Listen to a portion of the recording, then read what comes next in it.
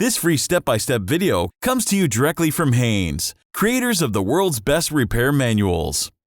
Fix your car or truck the right way with our accurate and reliable information at your side.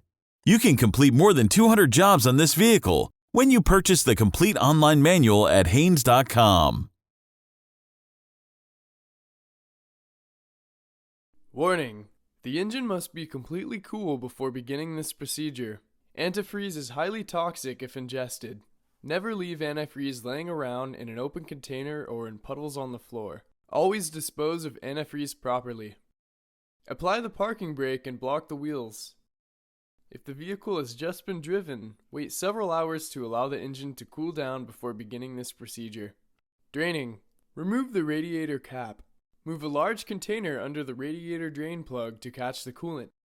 Using a large screwdriver, open the radiator drain plug and direct the coolant into the container. While the coolant is draining, check the condition of the radiator hoses, heater hoses, and clamps. Replace any damaged clamps or hoses. Flushing: once the system is completely drained, flush the radiator with fresh water from a garden hose until water runs clear at the drain. Remove the overflow hose from the coolant recovery reservoir. Drain the reservoir and flush it with clean water, then reconnect the hose. Refilling: close and tighten the radiator drain plug. Make sure the heater temperature control is in the maximum heat position. Slowly refill the radiator with a proper mixture of coolant until the coolant reaches the lip on the radiator filler neck. Install the radiator cap. Add coolant to the reservoir between the minimum and maximum mark. Then install the reservoir cap. Start the engine and run it in a well-ventilated area until the thermostat opens. Coolant will begin flowing through the radiator and the upper radiator hose will become hot.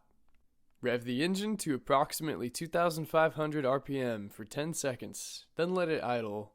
Do this a few times. Turn the engine off and let it cool.